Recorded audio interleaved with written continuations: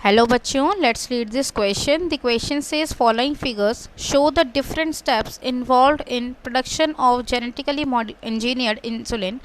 Identify the enzymes involved in steps A, B and C and select the correct statement regarding this. तो basically हमें question में क्या दे रखा है, ये एक फिगर दे रखी है जिसमें हमें जो डिफरेंट स्टेप्स होते हैं जेनेटिकली इंजीनियर्ड इंसुलिन बनाने के, वो यहाँ पर शो कर रखे हैं। हमें क्या करना है, यहाँ पर ए बी सी जो label A B C label कर रखा है, हमें बताना है कि वो जो ए बी सी है वो कौन सी एंजाइम को जो है वो डिनोट कर रहा है। तो आइए देखते हैं इस क्वेश्चन को समझने के लिए जो हमारा यहाँ पर की कंसेप्ट यूज़ होने वाला है वो क्या है। वो है different steps involved in production of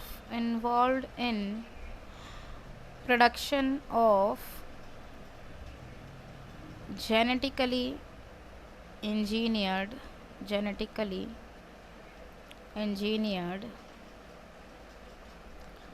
insulin.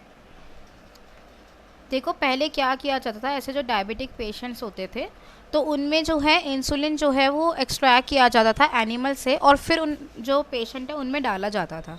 But उससे क्या प्रॉब्लम आती थी, क्योंकि आप दूसरी स्पीशीज़ का जो है इंसुलिन प्रोटीन डाल रहे हो, जो हार्मोन है इंसुलिन हार्मोन है जो कि एक प्रोटीनिशियस हार्मोन होता है, तो वो जो हार्मोन है उसको जो पेशेंट की बॉडी है वो as a foreign entity treat करती थी और उसके अगेंस्ट इम्यून रिस्पॉन्स जो है वो जनरेट करती थी, जिसकी वजह से एलर्जिक रिस्पॉन्स जो है वो जनरेट होता था। तो इसीलिए एक कंपनी आई जिसका नाम है एली लिली।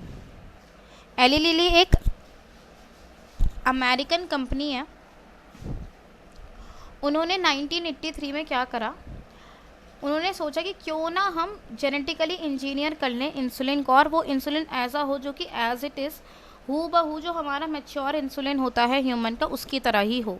तो एली लिली ने 1983 में जेनेटिकली इंजीनियर्ड इंसुलिन बनाया और वो इंसुलिन हमारा जो मैच्योर इंसुलिन होता है बिल्कुल उसी की तरह होता है। ठीक है, सेम सीक्वेंस जो है वहाँ पर प्रेजेंट होता है। तो उसके लिए उन्होंने क्या करा, कुछ स्टेप्स जो है वो यूज़ कर रहे थे। जैसे अगर हम इस डायग्राम में ही देखें तो हम यहाँ लेबल कर सकते हैं कि देखो यहाँ पर हमें क्या दिखा रखा है, हमें दिखा रखा है ये एक प्लाज्मिड है और ये पूरी की पूरी जो है हमारी ई कोलाई की सेल है। ई कोलाई में जो प्लाज्मिड है इसके साइड में जो आपको दिख रहा है this is the bacterial chromosome. ठीक है, हम इसको क्या करते हैं, एक नेक्स्ट पेज पे इसी सेम डायग्राम को थोड़ा एनलार्ज करके देखते हैं ताकि हम चीज़ों को और अच्छे से समझ पाएँ। तो यहाँ पर आप देख सकते हैं वही सेम डायग्राम जो है मैं यहाँ पे दिखा रही हूँ, बस इसको एनलार्ज करके दिखा दिए ताकि हम अच्छे से समझ पाए। तो देखो ये क्या है, ये हमारा इक्वलाई सेल है जिसके अंदर ये प्लाज्मिड दिखा रखा है और ये जो पोर्शन है ये एक्चुअल में जो बैक्टीरियल क्रोमोसोम है उसे रिप्रेजेंट कर रहा है। So this is the bacterial chromosome. Clear हो गई यहाँ तक बात। और दूसरी तरफ यहाँ पे जो आपको राइट साइड में जो दिख रहा है ये जो डायग्राम है, ये डायग्राम है एक ह्यूमन सेल को डिनोट कर रहा है। उस ह्यूमन सेल को जिसमें से हमने क्या करा, इंसुलिन वाला जो जीन है उसको सेपरेट कर लिया है। ठीक है, अब देखो वन बाय वन पहले हम जो बैक्टीरियल क्रोमोसोम से जो स्टेप्स है उसको वन बाय वन जो है हम लेबल कर देते हैं। ये हमारी इकोलाई सेल है, ये प्लाज्मिड था, ये बैक्टीरियल क्रोमोसोम था। अब सबसे पहले हमने क्या करा, इकोलाई से जो प्लाज्मिड है उसको निकाल लिया और इस प्लाज्मिड के ऊपर हमने रेस्ट्रिक्शन एंजाइम से कट लगवाया। ठीक है, रेस्ट्रिक्शन एंजाइम की हेल्प से हमने क्या करा, कट लगवाया और ये जो दिखा रहा है ये दिखा रहा है हमारे कट प्लाज्मिड को, प्लाज्मिड का पोर्शन जो कट हो गया उसको दिखा रहा है। और यहाँ पर ये जो एंड्स है इन्हें हम कहते हैं स्टिकी एंड्स। अगर स्टिकी एंड जनरेट होते हैं तो जो उसके साथ में जो दूसरा हमारे पास एक और जो है कटेड जो पोर्शन होता है जीन का, उन दोनों का आपस में जो है जोड़ना, उनके बीच में जो बॉन्डिंग है कॉम्प्लीमेंटैरिटी है उसको करना बहुत ईजी हो जाता है। यहाँ पर जो आप देख रहे हो इंसुलिन का पूरा जीन था। अब ये जो है हमारा डीएनए का सेगमेंट है और ये जो पर्टिकुलर पोर्शन है डार्क कलर से जो लेबल कर रखा है इन्होंने, दैट इज़ इंसुलिन जीन। तो इंसुलिन जीन को भी इस पूरे सेगमेंट में से आइसोलेट करने के लिए हम इसको भी क्या करेंगे, रेस्ट्रिक्शन एंजाइम से ट्रीट करवाएंगे। जब हमने इसको रेस्ट्रिक्शन एंजाइम की हेल्प से ट्रीट करा तो बेसिकली क्या होगा, जो हमारा इंसुलिन वाला जीन था वो अलग हो गया।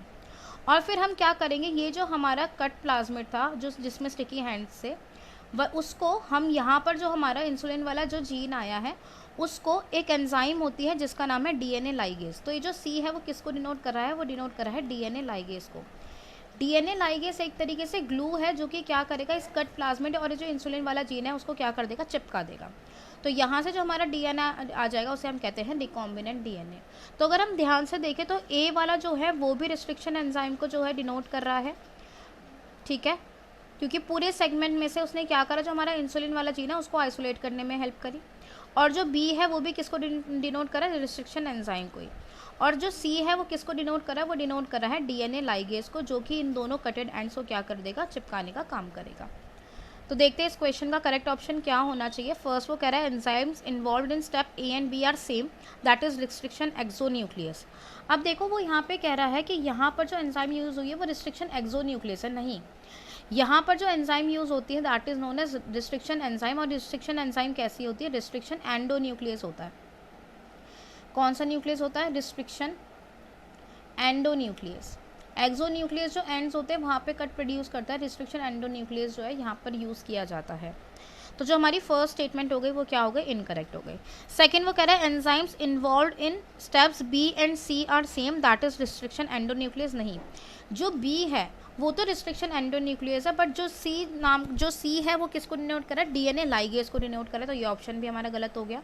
सी में कह रहा है enzymes involve in step C are DNA ligases, yes, ये ऑप्शन हमारा करेक्ट है। फिर वो कह रहा है both A and C, no. अगर यहाँ पे एक्सोन्यूक्लियस की जगह एंडोन्यूक्लियस होता तो बोथ ए एंड सी होता, बट यहाँ पर एक्सोन्यूक्लियस दे रखा तो ए स्टेटमेंट इनकरेक्ट हो गई। तो इस क्वेश्चन का जो हमारे पास अल्टीमेटली जो करेक्ट आंसर आ गया वो क्या आ गया, option C. I hope you understood it well. Best of luck.